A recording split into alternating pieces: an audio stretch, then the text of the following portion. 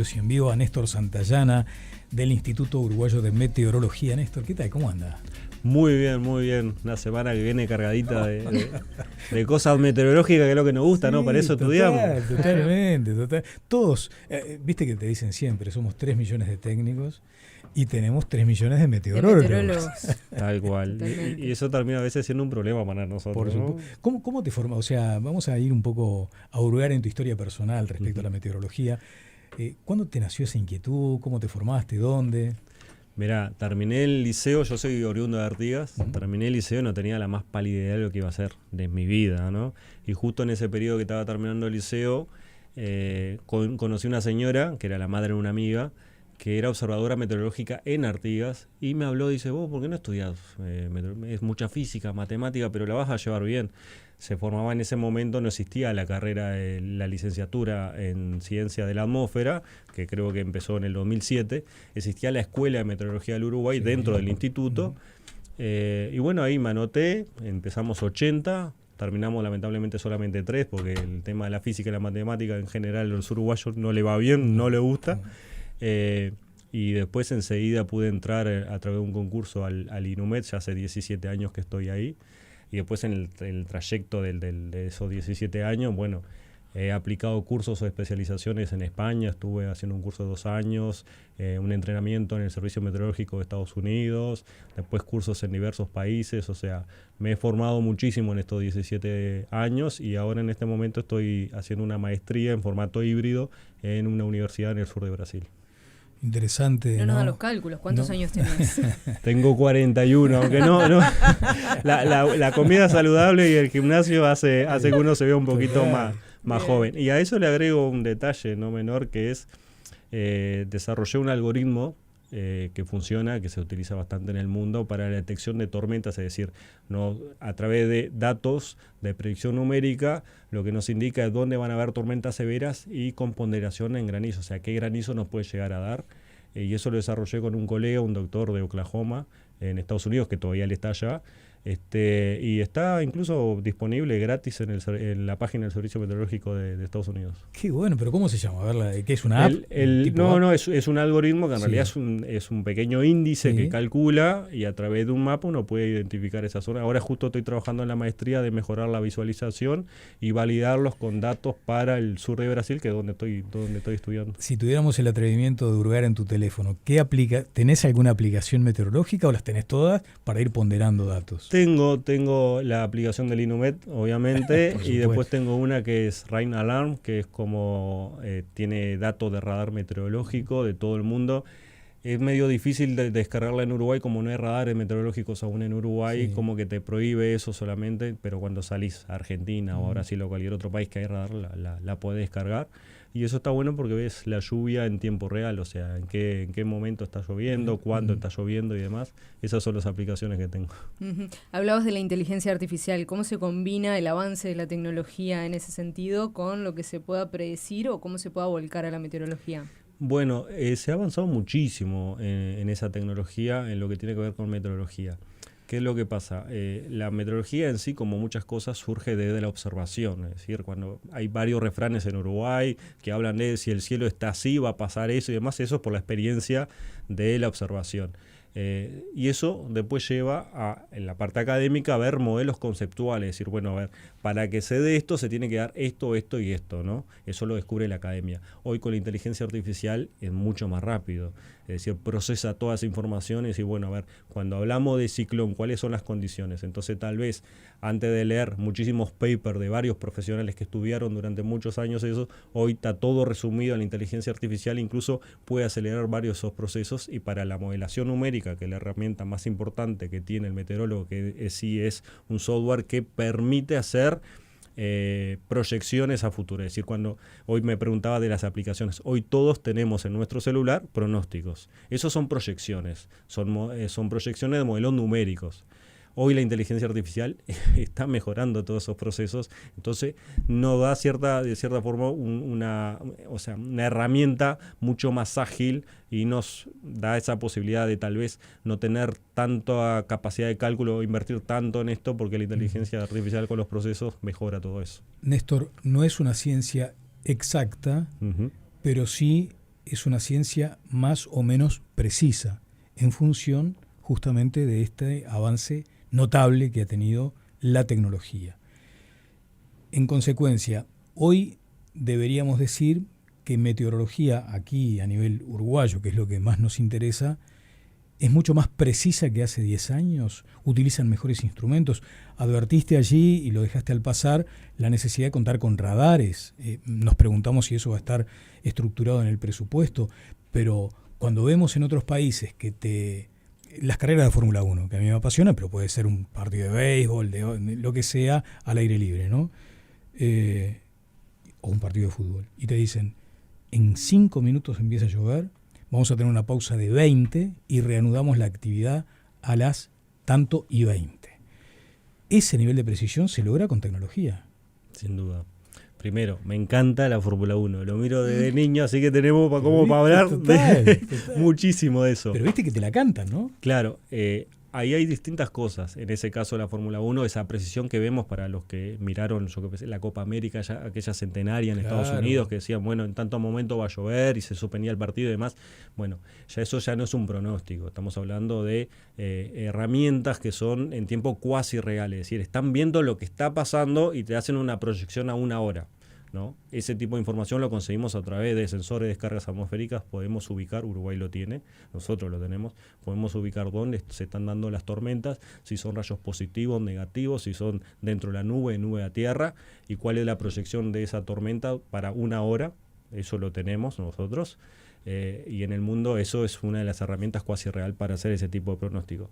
El radar meteorológico es otro, que es lo que pasa en la Fórmula 1 o lo que pasó en esa Copa América que todos vimos, es decir, detecta dónde están la zona de precipitaciones, si esa precipitación es sólida, como puede ser granizo o nieve, si es líquida, como puede ser la lluvia o la llovizna, la intensidad, la cantidad y demás. Entonces te marca dónde está esa zona de lluvia y hacia dónde se va a mover en la próxima hora.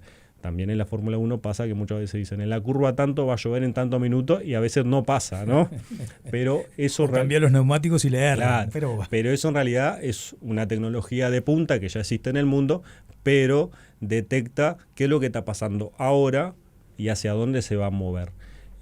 Después lo otro que mencionaba anteriormente es el pronóstico del tiempo, que bueno, o sea, es una proyección de que podemos utilizarla tal vez para un tiempo un poco más prolongado, y que eso sí ha mejorado. Tal vez antes el pronóstico que vos decías, bueno, en 48 horas se puede cumplir bien lo que digo, y ahora nosotros podemos decir que te podemos dar un buen pronóstico a 10 días, incluso con un margen tal vez de incertidumbre mayor hasta 14 días, ¿no?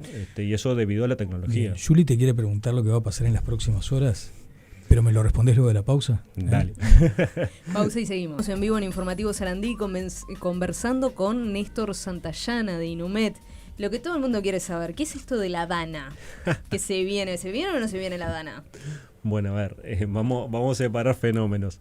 La DANA en sí es un acrónimo de una depresión de altos niveles aislada, es decir, es una baja presión en sistemas en la parte más alta de la atmósfera. Si uno llega a googlear, que nos están escuchando y quiere saber un poquito más de eso, va a ver que es un fenómeno muy común asociado a precipitaciones importantes en España, ¿no? Que son más bajas, que están asociados a niveles altos, pero tal vez no se ve un reflejo en superficie. En este caso estamos hablando de un ciclón.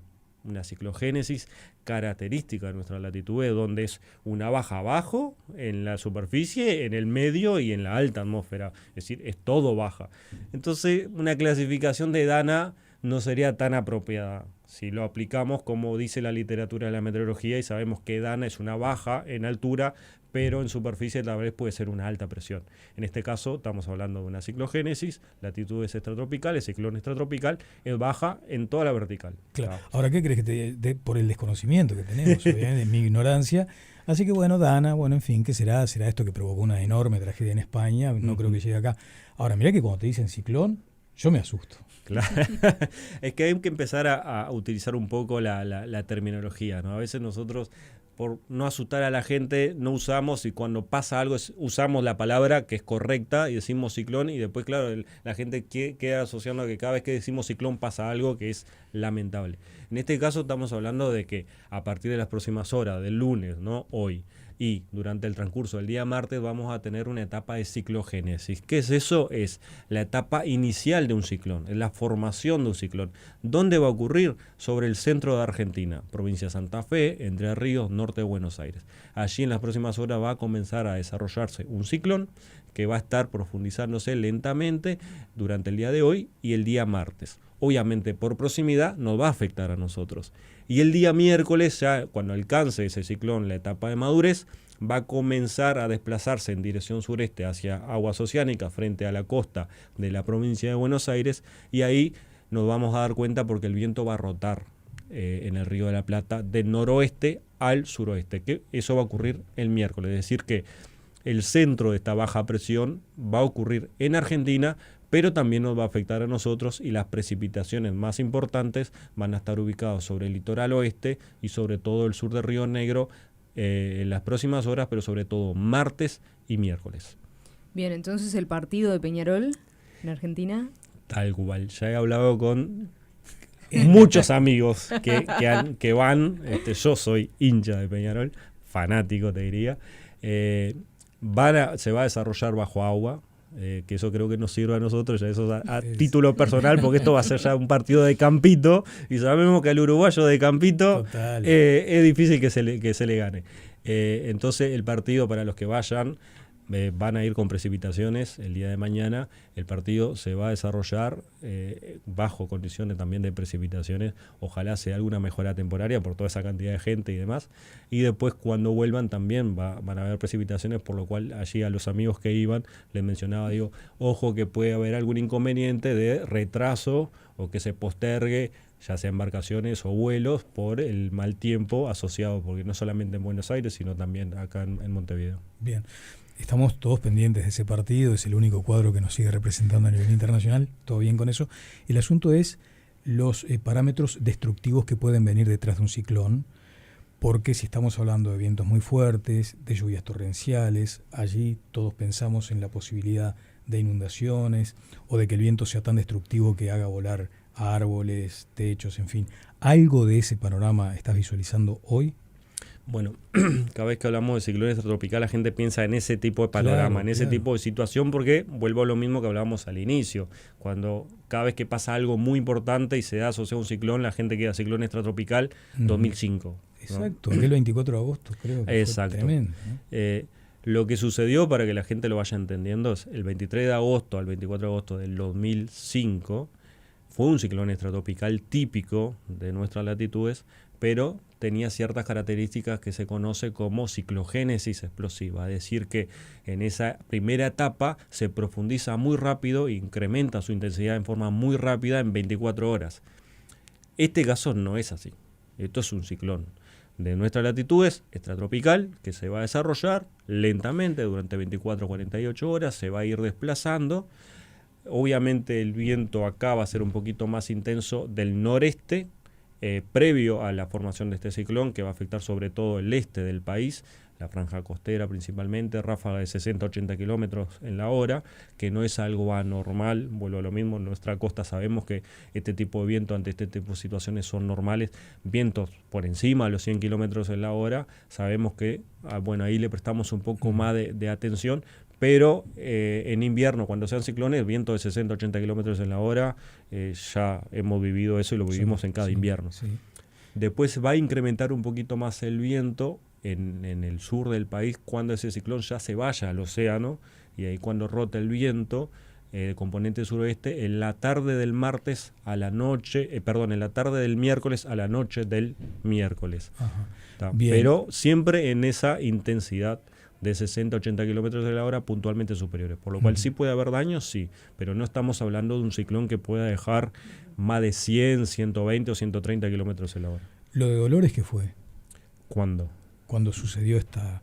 eso fue un tornado. Exacto. Eso es otro fenómeno. Perfecto. Nada que ver con esto que estás describiendo. No. Esto es un ciclón, para que se tenga idea, es una dimensión casi del tamaño de Uruguay entero, por eso afecta a todo el territorio nacional, pero tiene otro tipo de circulación, desarrolla el fenómeno, por ejemplo, en este caso, el viento y lluvia, y sin embargo el tornado en realidad es un vórtice que afecta a una microescala de corta duración, a tal punto que afectó, por ejemplo, algunos barrios de Dolores y tal vez algunos barrios un poquito más lejos no los tocó.